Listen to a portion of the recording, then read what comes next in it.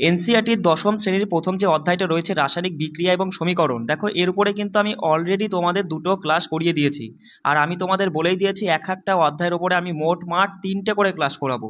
প্রথমত আমি তোমাদের এনসিইআরটি যে পাঠ্য বই রয়েছে সেটা লাইন বাই লাইন ধরে বুঝিয়ে দেবো, এবং দ্বিতীয় ক্লাসটা আমি রাখছি এই যে অধ্যায়টা যেটা আমরা পড়লাম সেখানকার মধ্যে কি ইম্পর্টেন্ট পয়েন্ট রয়েছে সেগুলো ছবি সহ বুঝে নেবো। আর একটা ক্লাস থাকছে এই ক্লাসটা, এই যে এই অধ্যায় থেকে কত রকমের কি ধরনের এমসিকিউগুলো হতে পারে সেগুলো কিন্তু আমি তোমাদের করিয়ে দেবো। এইভাবে তুমি প্রত্যেকটা অধ্যায় 3টে করে যে ক্লাস আমি করাচ্ছি এগুলো কন্টিনিউ করে যাও, দেখবা সায়েন্সের থেকে তুমি মানে রেলের এএলপি টেকনিশিয়ান, গ্রুপ ডি যা কিছুই বলো না কেন সায়েন্সের জন্য একটা প্রশ্ন তোমার এদিক ওদিক করতে হবে না। এরপরে আমি তোমাদের পিভিআর শেষে প্রশ্ন সমস্তগুলো করাবো, সব কিছুই করাবো, ঠিক আছে? শুধু একটু ধৈর্য ধরে আমার সঙ্গে জুড়ে থাকো, 2 মাসের মধ্যে আমি সব কমপ্লিট করিয়ে দেবো। আর দেখো যারা আমাদের টেলিগ্রামে যুক্ত হতে চাও তোমাদের বলে দিচ্ছি 6296053459 এই নাম্বারে 59 এই নাম্বারে সরাসরি আমার সঙ্গে যোগাযোগ করো, অথবা দেখো ডেসক্রিপশনে একটা নাম্বার দেওয়া আছে ওই নাম্বারেও আমার সঙ্গে যোগাযোগ করতে পারো। তো চলো তোমাদের দেখো, তোমরা যারা অলরেডি আগের দুটো ক্লাস করে নিয়েছো চটপট অ্যান্সার করবো, আমি 2 সেকেন্ড করে সময় দেবো। প্রথম প্রশ্ন কি বলছে, যে একটি ম্যাগনেসিয়াম ফিতা অক্সিজেনে পুড়ে গেলে এটি কিসে রূপান্তরিত হয়? বলো সঠিক উত্তর কি হবে? Magnesium oxide, magnesium chloride, magnesium dioxide নাকি ম্যাগনেসিয়াম হাইড্রোক্সাইড? কোনটা সঠিক উত্তর? অপশান 1 যারা বলেছো ম্যাগনেসিয়াম অক্সাইড, আমরা তো পড়েই নিয়েছি তাই না বস? চলো পরে প্রশ্ন বলছে, দেখো যে নিচের কোনটির নির্ধারণ করে যে রাসায়নিক বিক্রিয়া ঘটেনি? বলো ভালো করে প্রশ্ন পড়বে কিন্তু, বলছে নিচের কোনটি নির্ধারণ করবে বা করে যে রাসায়নিক বিক্রিয়া ঘটেনি। চলো প্রথম অপশানে রয়েছে আকারের পরিবর্তন, গ্যাসের নির্গমন, রঙের পরিবর্তন নাকি অবস্থার পরিবর্তন। বলো সঠিক উত্তর কি হবে? সঠিক উত্তর অপশান 1 যারা বলেছো আকারের পরিবর্তন, এটা কিন্তু কখনোই বোঝায় না যে রাসায়নিক বিক্রিয়া ঘটেছে কি ঘটে না, মানে ঘটেনি। আমরা জানি কি জানি যে অবস্থার পরিবর্তন, রঙের বা বর্ণের পরিবর্তন, গ্যাসের নির্গমন, তাপমাত্রার পরিবর্তন এগুলো ঘটলেই আমরা বলবো রাসায়নিক বিক্রিয়া হয়েছে। আর ওরা এখানে বলেইছে সেটা যে রাসায়নিক বিক্রিয়া ঘটেনি, এসব হলে পরে রাসায়নিক বিক্রিয়া ঘটবে না, মানে আকারের পরিবর্তন হলে। অপশান 1 যারা করছে তোমাদের সঠিক উত্তর। চলে যায় পরে প্রশ্ন, দেখো বলছে একটি ভারসাম্যপূর্ণ রাসায়নিক সমীকরণে বিক্রিয়কটি সর্বদা তীরে ড্যাশে লেখা হয়। বলো বলো, বারবার করে বলে দিয়েছি এগুলো কিন্তু পরীক্ষা আসবে। যেমন এই যে তীর চিহ্ন, তীর চিহ্নর এদিকে কি থাকে, মানে বাঁ দিকে আর ডান দিকে কি থাকে? দেখো এখানে বলেছে বিক্রিয়কটি, তীর চিহ্নর কোন দিকে থাকে? এই যে তীরের কোন দিকে? সঙ্গে সঙ্গে বলো, ওপরে, ডান দিকে, বাঁ দিকে না নিচে? বাঁ দিকে। অপশান 3 যারা বলেছো তোমাদের সঠিক উত্তর হয়ে যাচ্ছে। চলে যাই পরে প্রশ্নে, বলছে দেখো যখন সোডিয়াম সালফেট এর দ্রবণ বেরিলিয়াম ক্লোরাইডের দ্রবণের সাথে মিশে যায় বা মেশানো হয় তখন কি ঘটবে? কোনো বিক্রিয়া হবে না, নাকি সালফার ডাই অক্সাইড উৎপন্ন হবে, নাকি বেরিলিয়াম ক্লোরাইড উৎপন্ন হবে, নাকি বেরিলিয়াম সালফেট উৎপন্ন হবে? বলো বলো একদম অপশান 3 যারা বলেছো হচ্ছে এই অপশান 4 যারা বলেছো বেরিলিয়াম সালফেট। আমরা তো দেখেছি সোডিয়াম সালফেট NaCSO4, সরি এ লেখাটা একটু বুঝে নাও, তারা হচ্ছে না, আমি একটু ভালো করে লিখি, হ্যাঁ। NaSO4 সোডিয়াম সালফেট, এর সঙ্গে যখনই আমরা বেরিলিয়াম ক্লোরাইড হচ্ছে যোগ করি তখন কি উৎপন্ন হয়? তুমি তো পড়েই নিয়েছো যে বেরিলিয়াম সালফেট উৎপন্ন হবে আর ওইদিকে সোডিয়াম ক্লোরাইড উৎপন্ন হবে। যদি অপশনে সোডিয়াম ক্লোরাইড থাকতো তাহলে সেটাও উত্তর হতো, কিন্তু নেই, বেরিলিয়াম সালফেট আছে, তাহলে আমাদের এটাই উত্তর। বিষয়টা বুঝতে পারছো? এগুলো কিন্তু সব পড়িয়ে দিয়েছি তোমাদের, একটা প্রশ্নও কিন্তু ভুল বলবো না, সবগুলো কিন্তু সঠিক বলতে হবে। বলছি দেখো যে রাসায়নিক বিক্রিয়ায় তাপ উৎপন্ন হয় সেটিকে কি বিক্রিয়া বলে? বলো তাপ উৎপন্ন হচ্ছে তা সেটাকে আমরা তাপমোচী বলবো, সংমিশ্রণ বলবো, তাপগ্রাহী না বিয়োজন? বলো অপশান 1 যারা বলেছো তাপ উৎপন্ন হলেই সেটা হচ্ছে তাপমোচী বিক্রিয়া। অপশান 1 আমাদের সঠিক উত্তর, যারা 1 বলেছো তোমাদের সঠিক উত্তর। চলে যাই, দেখো বলছে নিচের কোন বিক্রিয়াটি একটি সংযোজন বিক্রিয়ার উদাহরণ? সংযোজন বিক্রিয়া মানেই সংমিশ্রণ বিক্রিয়া। বলো বস এইগুলো দেখো, দেখো কোনো কিছু মানে কোনো মৌল বা যৌগ দেয়নি, ওরা ABCD দিয়ে বুঝিয়ে দিচ্ছে। বলো সঠিক উত্তর কী হবে? অপশান 1 যারা বলেছো একদম সঠিক। তুমি তো জানোই দাদা সংযোজন বিক্রিয়া মানে যেখানে দুটো মৌল বা যৌগ পরপর মিশে একটি মাত্র কি করে তোমার হচ্ছে যৌগ উৎপন্ন করে, সেটাই হচ্ছে সংযোজন বিক্রিয়া। অর্থাৎ এখানে বুঝতেই পারছি আমরা দুটো মিলে একটা উৎপন্ন হচ্ছে, তাই না? চলো তারপরে দেখো কি বলছে, যে রাসায়নিক বিক্রিয়ায় একিউ লিখে কি বোঝানো হয়? বলো একিউ মানে কি বোঝায়? গ্যাস, জলীয়, তরল না কঠিন? বারবার করে সমস্ত প্রশ্ন এগুলো আমি কিন্তু যখন ওই তোমাদের হচ্ছে বই লাইন ধরে পড়িয়েছি, তারপরে ইম্পর্টেন্ট পয়েন্ট যখন ছবি তুলে বুঝিয়েছি সেই সময় কিন্তু আমি বলে দিয়েছি এগুলো মুখস্থ করবা।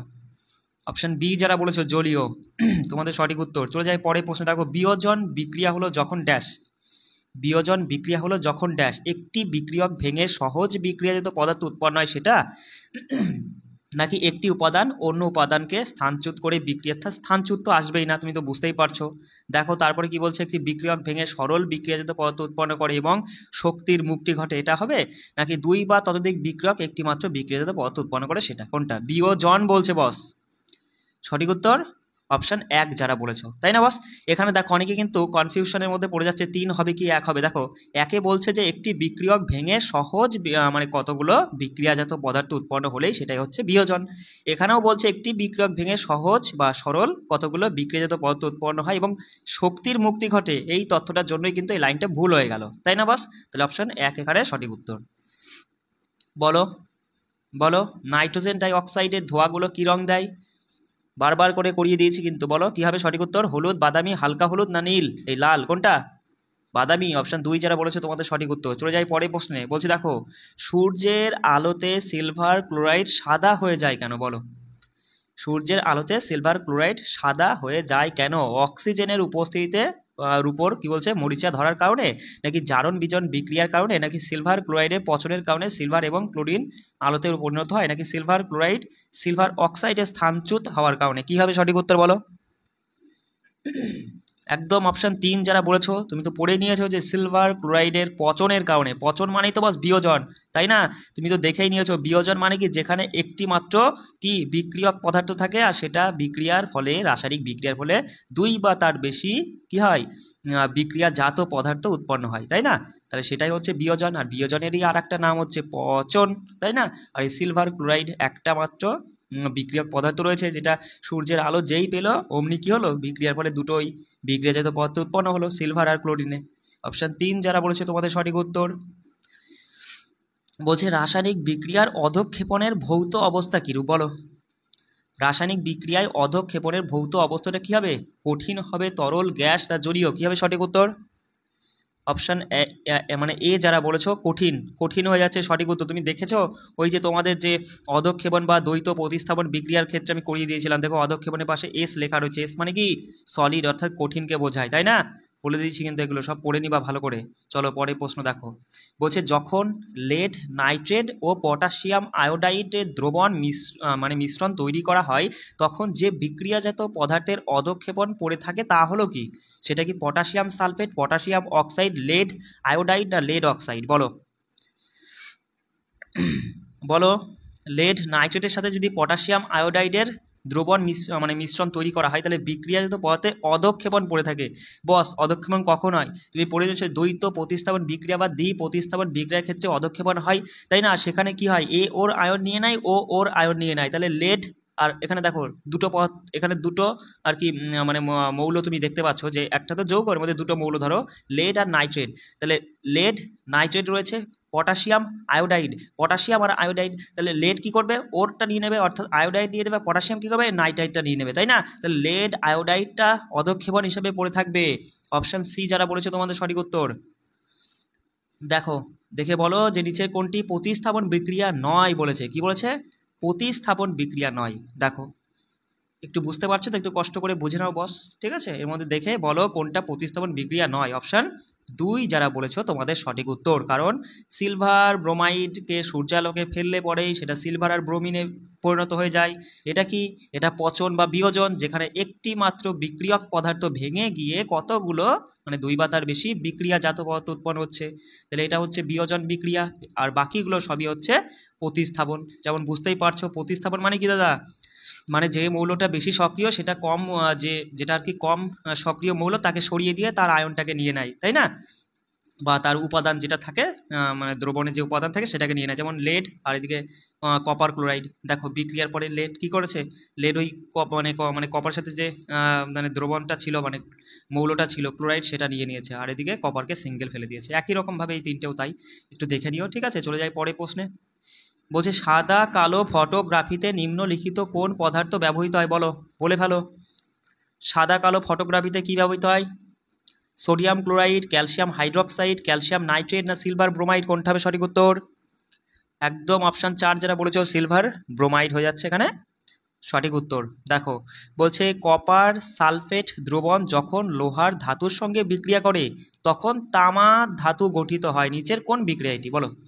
দেখো একটু আগেই তোমাকে বুঝিয়ে দিলাম যে কপার সালফেট এই দ্রবণটা যখন লোহার ধাতু শুধু এফি, লোহার ধাতুর সাথে যদি copper sulphate, copper CuSO4, copper sulphate এদের বিক্রিয়া ঘটানো হয় তাহলে কি ঘটে, তাহলে বলছে শুধুমাত্র তামার ধাতু পড়ে থাকে, মানে বিক্রিয়ার ফলে কি করে এই ফেরাসটা লোহাটা কি করে ওই যে কপার সালফেটের সালফেটকে নিয়ে নেয়, ফেরাস সালফেট উৎপন্ন হয় আর তামার ধাতু পড়ে থাকে, তাই না, শুধু কপার পড়ে থাকে। তাহলে এখানে তুমি বুঝতেই পারছো এই ওরটা নিয়ে নিচ্ছে, ওকে সিঙ্গেল করে দিচ্ছে, মানে বেশি সক্রিয় মৌলটা কম সক্রিয় মৌলটার কাছ থেকে ছিনিয়ে নিচ্ছে। তাহলে এখানে তুমি বুঝতেই পারছো এটা হচ্ছে একক স্থানচ্যুতি প্রতিক্রিয়া, এ দুটো তো হবেই না, আর দ্বি প্রতিস্থাপন মানে এটাও হবে না। বুঝতে পারছো, অপশন 3 যারা বলেছে তোমাদের সঠিক উত্তর। আমি সব ভালো করে বুঝিয়ে দিয়েছি, বারবার করে 2বার করে ভালো করে বুঝিয়ে দিয়েছি। তারপরেও যদি কোনো সমস্যা থাকে অবশ্যই আমাকে বলবে সেটা। বলছে নিচের কোন বিক্রিয়াটি অধঃক্ষেপণ বিক্রিয়া বলো। একদম সোজা, অধঃক্ষেপণ বিক্রিয়া, দ্বৈত প্রতিস্থাপন বিক্রিয়া বা দ্বি প্রতিস্থাপন বিক্রিয়া বলো। এটা কি হবে, এখানে একটা মাত্র বিক্রিয়ক পদার্থ, 1 মিনিট, এখানে একটু ভুল গেছে বস, এখানে একটা তীর চিহ্ন হওয়ার কথা ছিল, যাই হোক আর তীর চিহ্নগুলো দেওয়া হয়নি, ঠিক আছে, এখানে তীর চিহ্ন আছে, দেখে নাও এখানে তীর চিহ্ন আছে, আর তোমার হচ্ছে এইখানে তীর চিহ্ন আছে একটা, মানে এই জায়গাটায় আর কি, ঠিক আছে, একটু দেখে নাও প্রশ্নটা মানে করার সময় তীর চিহ্নগুলো দেওয়া হয়নি। এখানে অপশন 2 যারা বলেছে তোমাদের সঠিক উত্তর দেখে নাও যে সোডিয়াম সালফেট আর বেরিলিয়াম ক্লোরাইড, মানে এদের দুজনের রাসায়নিক বিক্রিয়া ঘটালে পরে সোডিয়াম ক্লোরিনটা নিয়ে আর কি সোডিয়াম ক্লোরাইড হয়ে যাবে, আর বেরিলিয়াম সালফেটটা নিয়ে বেরিলিয়াম সালফেট হয়ে যাবে, অর্থাৎ এটাই হচ্ছে অধঃক্ষেপণ বা দ্বৈত প্রতিস্থাপন প্রতিক্রিয়া, ঠিক আছে। চলো পরে প্রশ্ন বলছি, দেখো যে বিক্রিয়ায় দুটি যৌগ তাদের আয়নের বিনিময় করে আর কি নতুন যৌগ তৈরি করে সেটা কি ধরনের বিক্রিয়া বলো, একদম বলে ফেলো। এই যে 30টা প্রশ্ন, 30-এর মধ্যে 30 তোমাকে সঠিক করতেই হবে, নিজেই হোক মনে মনে হলেও কিন্তু তুমি নিজে সঠিক উত্তর করবা, ঠিক আছে। আর যেটা পারবে না সেটা অবশ্যই পড়ে মুখস্থ করে নিবা, আমি কিন্তু খুঁটিয়ে খুঁটিয়ে প্রশ্ন তুলছি এক একটা অধ্যায় থেকে। আয়নের বিনিময় ঘটে, সঙ্গে সঙ্গে বলে দিবা দাদা এটা দ্বি প্রতিস্থাপন বিক্রিয়া। অপশন 4 যারা বলেছে তোমাদের সঠিক উত্তর বলো। বলো যদি একটি বিক্রিয়ক মানে বিক্রিয়ক একটি বিক্রিয়ায় অক্সিজেন লাভ করে এটিকে কি বলা হয়, ভালো করে বোঝো, একটি বিক্রিয়ক, এই তো তীরচিহ্নের বাঁদিকে রয়েছে আর কি, ঠিক আছে, এটা কি করলো বিক্রিয়ার ফলে অক্সিজেন লাভ করলো, তাহলে অক্সিজেন লাভ করলে সেটা কি পৃথকীকরণ হবে, বিজারণ হবে, জারণ হবে, না রেডক্স প্রক্রিয়া, কি হবে বলো বলো। সঙ্গে সঙ্গে যারা বলেছো দাদা জারণ হবে তোমাদের সঠিক উত্তর, কারণ জারণ মানে কি যেখানে অক্সিজেন যুক্ত হওয়া অথবা হাইড্রোজেনের বর্জন হওয়াটাই জারণ, তাই না, বারবার করে বলেছি। আর বিজারণ মানে যেখানে অক্সিজেনের বর্জন অথবা হাইড্রোজেনের যুক্ত হওয়াটাই হচ্ছে বিজারণ। চলো বলছি দেখো সেই প্রক্রিয়াটির নাম বলুন যার মাধ্যমে কোনো ধাতুর ওপর তার চারিপাশে উপস্থিত পদার্থ যেমন আর্দ্রতা এবং অ্যাসিড ইত্যাদির দ্বারা আক্রমণ করে বলো, ভালো করে বুঝে থাকো, প্রশ্ন কিন্তু তোমাকে বুঝে বুঝে পড়তে হবে, মনে করো না দাদা এই প্রশ্ন তুমি তো করাওনি, এরকম কিছু তো বলোনি, তাহলে কিন্তু সেটা তুমি ভুল ভাবছো, আমি কিন্তু বলে দিয়েছি এটা কি জারণ, ক্ষয়, দুর্গন্ধতা না বিজারণ হবে, ভালো করে বোঝো। বলছে সেই প্রক্রিয়ার নাম বলুন যার মাধ্যমে কোনো ধাতুর ওপরে কি হয় আস্তরণ পড়ে, তার চারপাশে উপস্থিত পদার্থ যেমন আর্দ্রতা এবং অ্যাসিডের কারণে কি হয় আক্রমণ করা হয়, মানে আস্তরণ পড়ে যায়, তাহলে সেটা কি অপক্ষয়, মানে ক্ষয় এখানে সঠিক উত্তর। অপশন 2 যারা বলেছো, দুর্গন্ধ জারণ বিজারণ এগুলো তো হবেই না, তাই না, অপশান দেখলে আরও ভালোভাবে তুমি হচ্ছে অ্যান্সারটা নিতে পারবা। বলছে দেখো রৌপের ওপর কোন রঙের আবরণ একটি ক্ষয়ের উদাহরণ বলো, কি হবে রৌপের ওপরে, নীল, কালো, সবুজ, বাদামি, কোনটা। অপশান 2 যারা বলেছো তোমাদের সঠিক উত্তর। দেখো তারপরে বলছে যখন চর্বি এবং তেল জারিত হয় তখন তাদের গন্ধ এবং স্বাদ পরিবর্তিত হয়, এই ঘটনাটিকে কি বলা হয়। দেখো এখন তুমি নিজে একবার বলো দাদা, তুমি যেভাবে প্রথমে এনসিইআরটির বইয়ের লাইন ধরে আমাদের বুঝিয়ে দিলে, তারপরে ছবি সহ আমাদের ইম্পর্টেন্ট পয়েন্টগুলো বুঝিয়ে দিলে, তারপরে যে তুমি এমসিকিউ তথ্যগুলো রাখছো, এই এমসিকিউগুলো করতে তোমার ভালো লাগছে না, এবার তুমি নিজে একবার মনে মনে হলেও ভেবে দেখো যে দাদা এবার এনসিইআরটির পাঠ্য বইগুলো তুমি নিজে যখন পড়বা দেখবা তোমার কতটা ভালো লাগবে, যে এত সহজ জিনিস শুধু একটু এইরকমভাবে বোঝার দরকার ছিল, তাহলেই তুমি খুব সহজেই মাথায় রাখতে পারবে, তাই না। প্রত্যেকটা অধ্যায়ই কিন্তু আমি দেখো এরপর নিউমেরিক্যালস আছে, গতি থেকে তারপরে আলো থেকে সমস্ত কিছুই কিন্তু আমি তোমাদের করিয়ে দেবো, শুধু একটু ধৈর্য ধরে আমার সঙ্গে প্রিপারেশনটা চালিয়ে যাও, ঠিক আছে। বলো এক্ষেত্রে কী হবে, সঠিক উত্তর কী হবে, নমনীয়তা, ক্ষয়, রেসিডিটি না জারণ, এটা জারা নয় জারণ অপশানে ছিল, ঠিক আছে। তাহলে এখানে সঠিক উত্তর কী হবে, যারা অপশান 3 বলেছো রেসিডিটি অর্থাৎ দুর্গন্ধতা, ঠিক আছে, পড়ে নিয়েছো চর্বি ও তেল, তাই না, মনে পড়ছে। দেখো পরে প্রশ্ন বলো, বলো চিপসকে জারণ থেকে বাঁচানোর জন্য কোন গ্যাস আর কি এই চিপসের ব্যাগে আর কি ভরা হয়ে থাকে? অক্সিজেন, নাইট্রোজেন, হাইড্রোজেন না হিলিয়াম? এসব প্রশ্ন এখন তোমার কাছে একদম পাতি হয়ে গেছে, তাই না বস? কিন্তু এইসব প্রশ্নই পরীক্ষায় অনেকেই ভুল করেছে, জানো? সঠিক উত্তর কী হবে? অপশন 2, যারা নাইট্রোজেন বলেছো তোমাদের সঠিক উত্তর। বলো পরের প্রশ্ন। যে নিম্নলিখিত বিক্রিয়াগুলির মধ্যে একটি অদ্রবণীয় লবণ উৎপন্ন করে। দেখো, অদ্রবণীয় লবণ উৎপন্নের কোন বিক্রিয়ায়? বিজারণের ক্ষেত্রে, অধঃক্ষেপণ, জারণ নাকি প্রশমন? কোনটা হবে? অদ্রবণীয় লবণ উৎপন্ন হয়, জারণ বিজারণ তো হবেই না, তাই না বস? সঙ্গে সঙ্গে অপশন 2 যারা বলেছো অধঃক্ষেপণ, তোমাদের সঠিক উত্তর হয়ে যাচ্ছে। দেখো, জারণ প্রক্রিয়াটি ড্যাশ জড়িত, বলো জারণ প্রক্রিয়াটির সঙ্গে কি জড়িত, মানে কোন বিষয়গুলো জড়িত? অক্সিজেন যোগ করা, হাইড্রোজেনের অপসারণ, ইলেকট্রন হারানো নাকি ওপরের সবগুলো? উপরোক্ত সব কোনটা? সঠিক উত্তর অপশন 4 যারা বলেছো যে উপরোক্ত সবই সঠিক। এবার দেখো, তোমাকে কিন্তু সাধারণ নলেজ মানে তোমার যে বেসিক নলেজ সেটাও কিন্তু ব্যবহার করতে হবে। তুমি অলরেডি জানো দাদা, জারণ মানে যেখানে অক্সিজেন যোগ করা অথবা হাইড্রোজেন বেরিয়ে যাওয়া, মানে এই দুটো বক্তব্য তো সঠিক, কিন্তু এটা সম্পর্কে তুমি এখনো পড়োনি বা জানোনি যে ইলেকট্রন হারাবে কি হারাবে না, বা ইলেকট্রন যোগ হবে, এটা তো তুমি মানে হয়তো পড়োনি বা বোঝোনি। কিন্তু তুমি যখনই দেখছো দুটো একটা, এখানে তো এমন কোনো অপশান নেই যে 1 2 সত্য, 1 এবং 3 সত্য, এরকম তো নেই। তার মানে তুমি যখনই বুঝে গেছো একটা দুটো নিঃসন্দেহে সঠিক, তার মানে উপরোক্ত সবই সঠিক হবে। আমি কি বলতে চাইছি বিষয়টা বুঝতে পারছো? চলো পরে প্রশ্ন দেখো, বলছে নিচের কোনটি নিম্নোক্ত বিক্রিয়ার সঠিক সমতা বিধান? সমতা বিধান করা কিন্তু আমি 2বার করে ভালো করে শিখিয়ে দিয়েছি, এখন কিন্তু ভুল করলে হবে না। বলো বলো ক্যালসিয়াম ক্লোরাইডের সাথে সালফিউরিক অ্যাসিডের বিক্রিয়া করলে ক্যালসিয়াম সালফেট আর হাইড্রোজেন ক্লোরাইড গ্যাস উৎপন্ন হচ্ছে।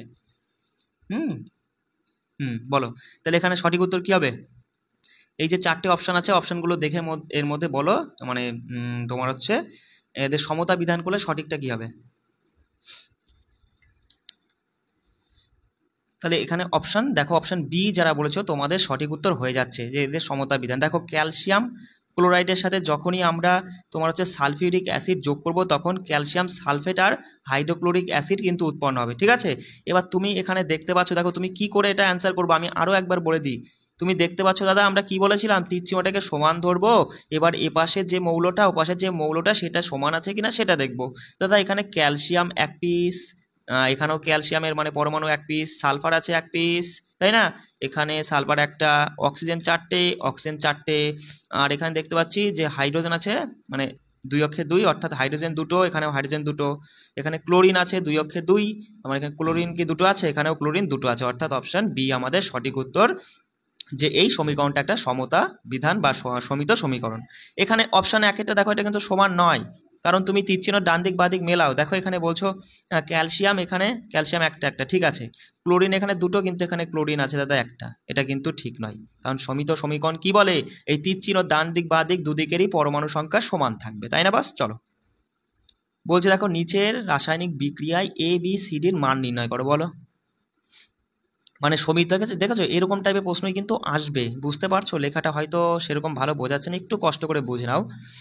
এই ABCDতে কি বসালে একটা সমিত সমীকরণ আসবে, মানে সবসময় রাসায়নিক বিক্রিয়াগুলো সমিত সমীকরণেই পরিণত করতে হয়, ঠিক আছে? তাহলে এখানে আমাদের দেখতে হবে, আমরা যদি এর জায়গায় 3 বসাই, তাহলে এর জায়গায় 3 বসালে ফেরাস 3টে হয়ে যাচ্ছে, তাহলে এখানে ফেরাস, দেখো ফেরাসের জায়গায় অলরেডি 3টে রয়েছে, তাহলে সিতে 1 নিতে হবে। দেখো সিতে কিন্তু 1 নেই, এখানে প্রথম অপশনে প্রথমে 3 নিলে পরে সিতে 3 আছে, এটা হবে না। বিষয়টা বুঝতে পারছো? তার মানে 3 1 থাকবে এরকম জায়গায়, মানে প্রথমটা তৃতীয়টা সেটা হবে, এটাও হবে না। এই বি আর সির মধ্যে যে কোনো একটা হবে। চলো এবার দেখো, এই বির জায়গায় যদি 1 বসাই, তাহলে 2 অক্ষে 2, হাইড্রোজেন 2টো, অক্সিজেন একটা, কিন্তু অক্সিজেন এখানে অলরেডি 4টে রয়েছে, এটা হবে না, তাই না? বি এর জায়গায় 1 মিনিট দেখো, বি এর জায়গায় যদি 1 বসাই তাহলে অক্সিজেন একটা হচ্ছে, আর ডি এর জায়গায় আমাদের তাহলে কি করতে হবে, 2 বসাতে হবে। ডি এর জায়গায় 2 বসাতে হলে পরে অক্সিজেন তো বাদ থেকে যাচ্ছে, এখানে হচ্ছে না, তার মানে এটাও হবে না, ঠিক আছে? 3 নাম্বার অপশানটা দেখো, ভালো করে বুঝতে পারছো আমি কি বলতে চাইছি? দেখো 3 নাম্বার অপশানটা আমরা বসালেই তুমি বুঝতে পারবা, ঠিক আছে? দেখো এখানে 3, তারপরে কি আছে 4 আছে, এখানে বি এর জায়গায় 4, আর সি এর জায়গায় 1, আর 4 আছে ডি এর জায়গায় 4। দেখো ফেরাস ক পিস, 3 পিস, এ পাশেও ফেরাস কিন্তু 3 পিস, কারণ 1-এর সাথে 3 গুণ করে 1ই হয়, তাই না বস? আচ্ছা অক্সিজেন দেখো, অক্সিজেন এখানে 4 আছে, আর 4-এর সাথে 1 গুণ করলে 4 অক্ষে 4ই হয়, আর সবগুলো গুণ সম্পর্কে থাকে তুমি তো জানোই। তাহলে এখানেও দেখো অক্সিজেন 4 অক্ষে 4। হাইড্রোজেন দেখো 4 দুগুণী 8 পিস পরমাণু হাইড্রোজেনের, এখানেও দেখো হাইড্রোজেনের 4 দুগুণী 8 পিস, অর্থাৎ অপশান সি আমাদের সঠিক উত্তর। বোঝাতে পারলাম কি? চলো, অবশ্যই এখন আমি বোঝাতে চাই না, তোমাদের এমসিকিউ করাচ্ছি, সব বুঝিয়ে দিয়েছি। দেখো নিচের সালোক সংশ্লেষ বিক্রিয়ায় কত অণু জল ও কত অণু কার্বন ডাই অক্সাইড গ্রহণ করে? বলো, সালোক সংশ্লেষ বিক্রিয়ায় কত অণু জল আর কত অণু কার্বন ডাই অক্সাইড আর কি গ্রহণ করে বলো? এখানে সঠিক উত্তর কি হবে? 6 অণু। এটা ও হবে, অপশানগুলো একটু দেখে নাও, ঠিক আছে? 3 হয়ে গেছে, 6 অণু জল এবং 6 অণু কার্বন ডাই অক্সাইড, ঠিক আছে? অপশান বি যারা বলছে তোমাদের সঠিক উত্তর হয়ে যাচ্ছে। দেখো পরের প্রশ্ন কি বলছে, যে নিচের হচ্ছে দ্বি প্রতিস্থাপন বিক্রিয়ায় এ আর বি কী হবে? দ্বি প্রতিস্থাপন বিক্রিয়ায় এ আর বি, এটা যদি দ্বি প্রতিস্থাপন বিক্রিয়া হয় তাহলে এ আর বি কী হবে? দেখো বিক্রিয়ায় দ্বি প্রতিস্থাপন বিক্রিয়ায় কী হয়? এ ওরটা নিয়ে নেয়, ও এরটা নিয়ে নেয়, তার মানে এখানে এজি বই তো সিলভারের সাথে এখানে কি আছে? ব্রোমিন, তাহলে এখানে এটা থাকবে না, তাহলে কি ছিল? হয়তো NO3 সিলভার নাইট্রেট ছিল, তাই না? তার সাথে বিতে তাহলে কি হবে? কের সঙ্গে কি হবে? কের সাথে তোমার হচ্ছে বিআর হবে, অর্থাৎ কে বলে তো পটাশিয়াম ব্রোমাইড, এটাই ছিল। দেখো কোথায় আছে এটা অপশানে? দেখো অপশান 4এই রয়েছে, মানে ডিতে। হয়তো ভালো বোঝা যাচ্ছে না, একটু কষ্ট করে বুঝে নাও বস, ডিতেই রয়েছে, অপশান ডি আমাদের সঠিক উত্তর, ঠিক আছে? নিচের কোনটি আর কি দ্বি প্রতিস্থাপন বিক্রিয়া উদাহরণ? সঙ্গে সঙ্গে বলে দাও, এই যে 4টে অপশান দেখে সঙ্গে সঙ্গে তুমি বলবা। দাদা তুমি এখানে দেখতেই পাচ্ছ যে হচ্ছে এখানে দুটো যৌগ মিলে একটা মাত্র কি বিক্রিয়াজাত পদার্থ উৎপন্ন হচ্ছে, তাই না? চলো, আচ্ছা বলছি, দেখো পরের প্রশ্ন, দেখো নিচের কোনটি দ্বি প্রতিস্থাপন বিক্রিয়া উদাহরণ? বলো, এই যে 4টে অপশান দেখে বলো কোনটা দ্বি প্রতিস্থাপন বিক্রিয়া উদাহরণ? অপশান বি যারা বলেছো তোমাদের সঠিক উত্তর দেখে নাও, সঙ্গে সঙ্গে তুমি এখানে বলবা যে এখানে আমরা দেখতে পাচ্ছি দুটো বিক্রিয়ক পদার্থ থেকে একটা মাত্র বিক্রিয়াজাত পদার্থ উৎপন্ন হচ্ছে, তাহলে এটা তো আমরা জানি যারা সংমিশ্রণ বা সংযোজন বিক্রিয়া। এখানে আমরা দেখতে পাচ্ছি একটা মাত্র বিক্রিয়ক পদার্থ ভেঙে গিয়ে রাসায়নিক বিক্রিয়া ফলে দুটো বিক্রিয়াজাত পদার্থ উৎপন্ন, এটাও তাই। সঙ্গে সঙ্গে তুমি বলবা যে অপশান বি আমাদের সঠিক উত্তর হতে বাধ্য, তাই না? চলে আসি পরের প্রশ্ন, দেখো বলছে বিক্রিয়া ক্রমানুসারে কোনটি আয়নের চেয়ে অধিক বিক্রিয়াশীল? আয়নের চেয়ে অধিক বিক্রিয়াশীল কোনটা? কপার, পটাশিয়াম, নাকি ক্যালসিয়াম, নাকি হচ্ছে সোডিয়াম? বলো। এখানে প্রশ্নটা একটু কেমন যেন লাগছে, এটা প্রশ্নটা একটু ছেড়ে দাও। এটা হয়তো প্রশ্নটা এমন হবে যে বিক্রিয়া ক্রমানুসারে হচ্ছে কোনটির চেয়ে আয়ন অধিক বিক্রিয়াশীল, ঠিক আছে? কপারের থেকে আয়ন অধিক বিক্রিয়াশীল, কারণ আয়রনের থেকে কিন্তু পটাশিয়াম, ক্যালসিয়াম, সোডিয়াম এরা আরও বেশি বিক্রিয়াশীল, ঠিক আছে? এখানে প্রশ্নটা একটু ভুল গেছে, এটা প্রশ্নটা বুঝতে পারছো? প্রশ্নটা একটু ভুল গেছে, কপারের থেকে আয়রন কিন্তু বেশি বিক্রিয়াশীল। এখানে প্রশ্নটা হতো কোনটির চেয়ে আয়রন বেশি বিক্রিয়াশীল কপারের থেকে, ঠিক আছে? এরকম হতো। যাই হোক, 30টা প্রশ্ন আমি বলেছিলাম রেখেছি, এই তোমাদের 30টা প্রশ্ন। এবার দেখো এটা তোমাদের বাড়ির কাজ, ঠিক আছে? তোমরা নিজেরাই করবা, নিজেরা করেই তারপরে আমাকে একটু কমেন্ট করে জানাবা যে হচ্ছে কেমন, মানে সবগুলো তুমি পেরেছো কিনা। এগুলোকে আমরা দেখো কি বলছে, যে নিম্নলিখিত রাসায়নিক সমীকরণগুলির সমতা বিধান করো। এগুলো সমতা বিধান করবে, সমিত সমীকরণে পরিণত করবে, বুঝতে পারছো? এখানে 2, 4 কোথায় কি বসবে, না বসালে পরে সমিত সমীকরণে পরিণত, সেইটা আর কি। আর দেখো আমি কিন্তু এইভাবে তোমাদের ক্লাস করাচ্ছি, এখনও কিন্তু সায়েন্সে পড়া অনেক বাকি আছে, কারণ তোমাদের এই যে এইভাবে এক একটা অধ্যায় ধরে আমি তো সবার প্রথমে 3টে করে ক্লাস তো আমি বলেই দিলাম যেভাবে করাবো, তারপরে দেখবা এক একটা অধ্যায়ের পেছনে প্রশ্ন থাকে না, অনুশীলনী, সেই অনুশীলনী কিন্তু একবারে ধরবো, তারপরে যখন অধ্যায়গুলো সব হয়ে যাবে তখন একবারে ধরে কিন্তু আমরা সেগুলোও করে নেব, কারণ সেখান থেকেও কিন্তু ডাইরেক্ট সরাসরি পরীক্ষায় প্রশ্ন তুলে দেয়। কোনো চাপ নিতে হবে না, আমি তো তোমাদের দায়িত্ব যখন নিয়েছি একদম নিঃসন্দেহে খুব ভালোভাবে তুমি পড়ে নাও, শুধু আমার সঙ্গে জুড়ে, ঠিক আছে? কোনো সমস্যা হলে পরে আমি তো বলে দিলাম, এই যে 6296053459 এই নাম্বারে সরাসরি আমার সঙ্গে যোগাযোগ করতে পারে। কেমন? রাখছি, জয় হিন্দ।